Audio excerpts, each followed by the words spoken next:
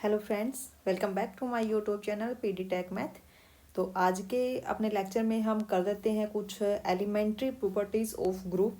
तो जिसमें से जो आपकी फर्स्ट प्रॉपर्टी है, आप थ्योरम इसको बोल सकते हो। जो फर्स्ट आपके पास थ्योरम है क्या है? Uniqueness of identity. Okay, uniqueness of identity हम क्या करेंगे? अगर आपके पास एक ग्रुप है और अगर आपको बोला जाए कि उसके पास दो आइडेंटिटी है, ठीक है, तो ऐसा कभी नहीं होगा। मान लीजिए अगर आपके पास दो आइडेंटिटी है भी, तो वो दोनों की दोनों कैसी होंगी? इक्वल होंगी।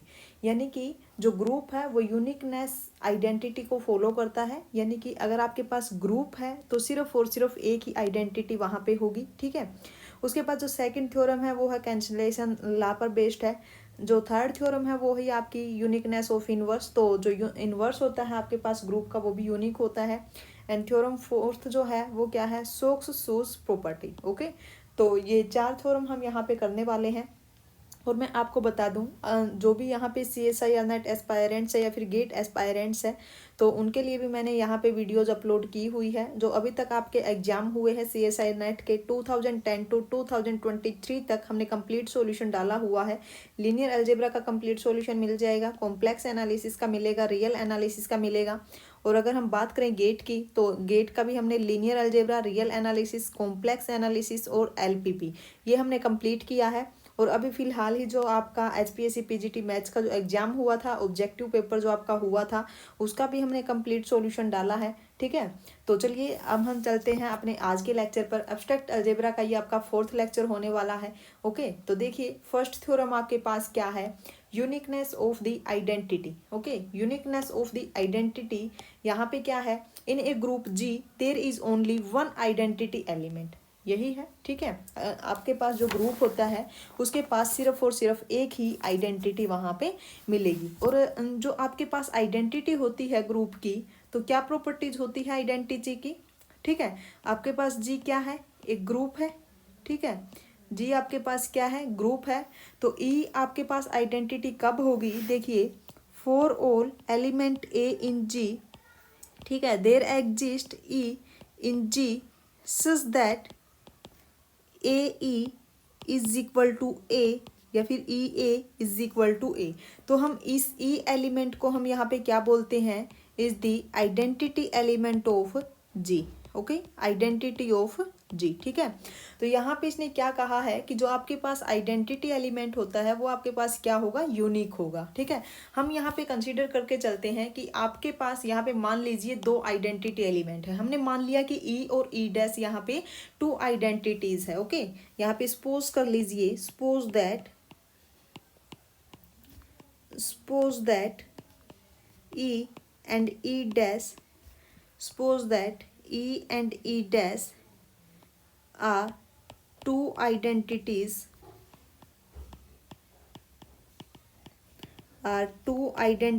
of group G. ओके, अगर आपके पास E और E डैश अगर दोनों आइडेंटिटी है, तो इसका मतलब क्या होगा यहाँ पे? दिस इम्प्लाइज, अगर मैं यहाँ पे कोई भी एलिमेंट लूँ, for all a in G, okay, for all a in G, तो यहाँ पे क्या चीज़ होगी?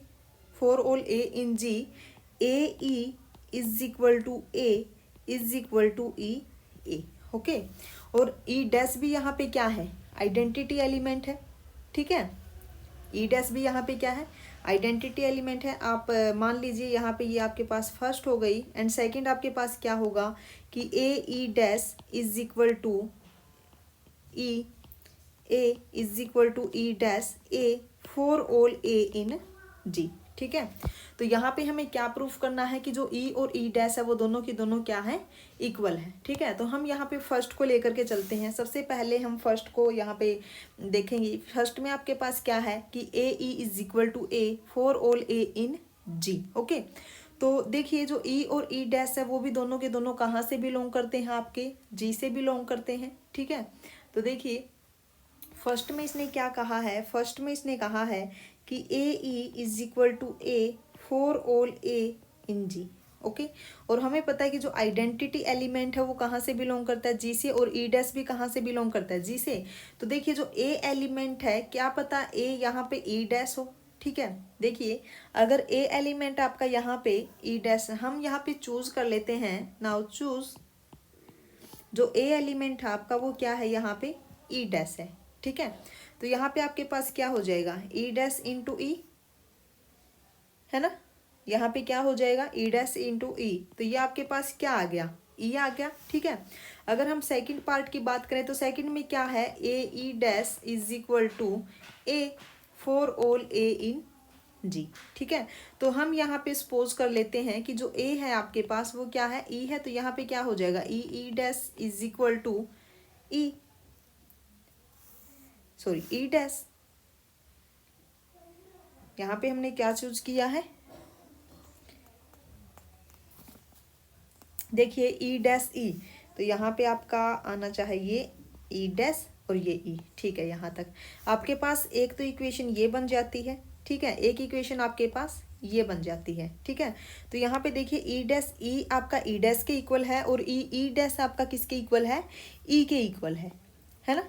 तो यहाँ पे क्या बोल सकते हो आप, देखिए जो ई और ई डैश है यहाँ से क्या हो जाएगा दोनों की दोनों इक्वल हो जाएंगी, है ना, दोनों की दोनों इक्वल हो जाएंगी। ओके, आप ऐसे कर सकते हो। अब आप ये सोच रहे होगे कि यहाँ पे ये ई डैश ई है बट यहाँ पे क्या है ई ई डैश है, तो आपका जो ये ए ई डैश है ये आपका ऐसे भी तो होता है ना, ये a e dash is equal to a is equal to e dash a, left और राइट दोनों साइड से तो फॉलो करता ही है ना। तो यहाँ से आप ऐसे कर सकते हो कि ए को हमने ई लिया है तो ये क्या हो जाएगा e dash a sorry e dash e dash e is equal to e. अब तो देखिए अब तो दोनों इक्वल हो गई, है ना।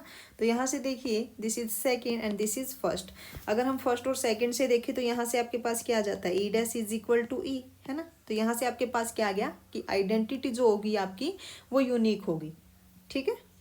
चलिए नेक्स्ट आपके पास क्या है, next is cancellation in a group G. और याद रखना हम यहाँ पे ग्रुप पे डिस्कशन कर रहे हैं ना, तो सबसे पहले ग्रुप होना चाहिए। In a group G the right and left cancellation law hold. Okay, जो ग्रुप होता है वहाँ पे लेफ्ट और राइट कैंसलेशन लॉ होल्ड होता है।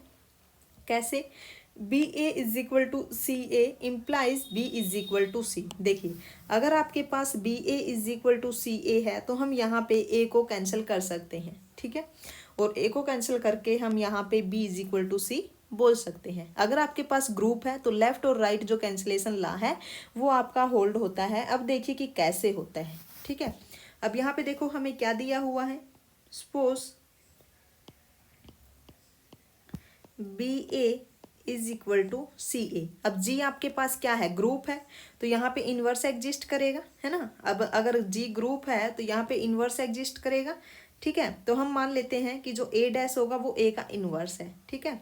देखिए let A dash is the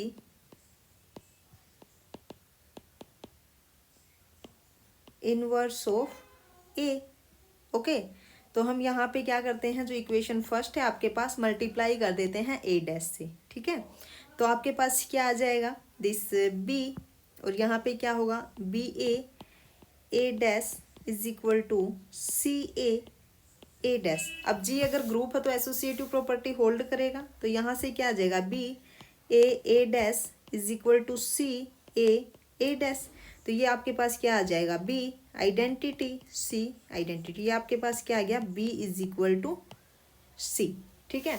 ऐसे ही आप यहाँ पे कर सकते हो a B is equal to A c के लिए, तो यहाँ पे आपके पास क्या हो जाएगा a dash a B is equal to a dash a सी।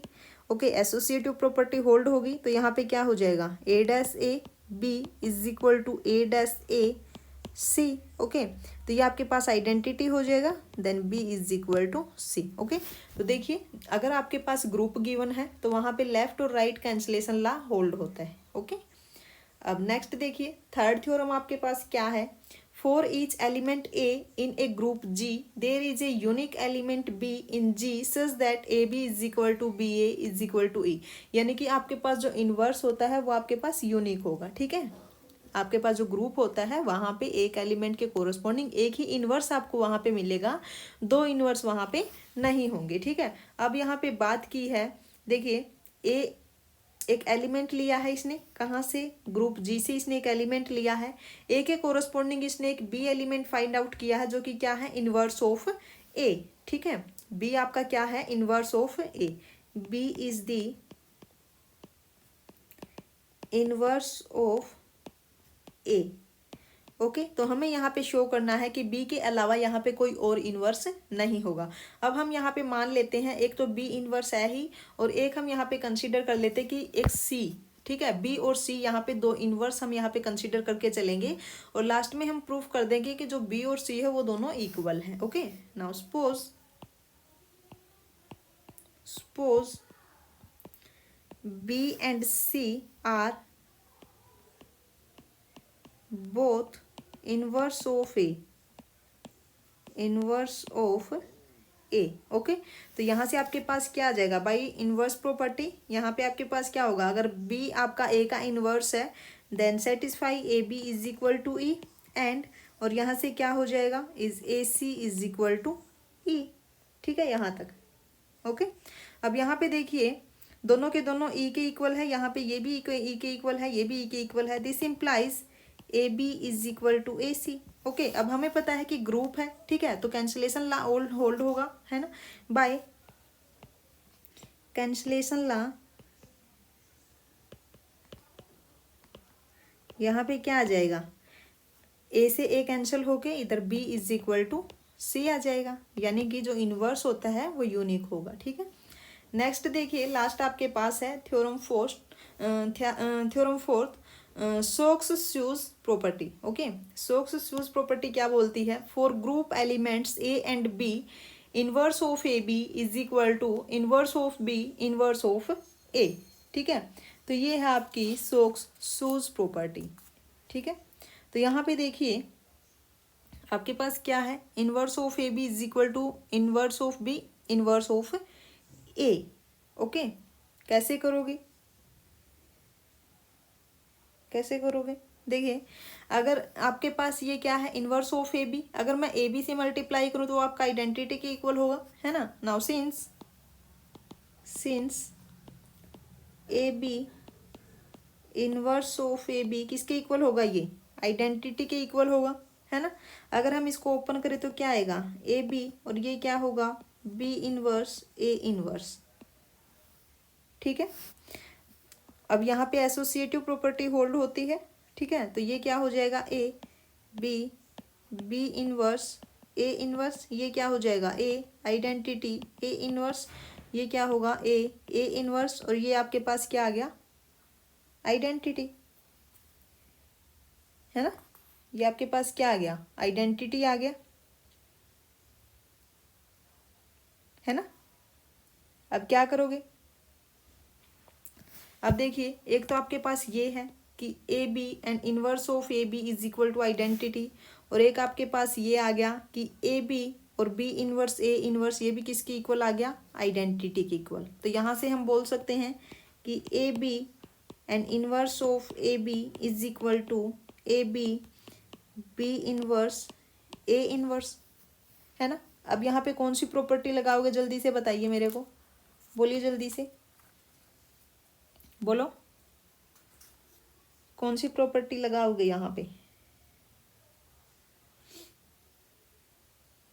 बोलिए। यहाँ पे क्या आएगा, यहाँ से आप बोल सकते हो कि A B inverse is equal to B inverse A inverse, जैसे हमने पीछे वाली में किया था। ठीक है, ओके, तो ये आपकी हो गई सोक्स शूज प्रॉपर्टी। अगर आपको वीडियो अच्छी लगी हो तो लाइक ज़रूर कर दीजिए, चैनल पे पहली बार आए हो तो सब्सक्राइब कर लीजिए। Okay, thank you so much.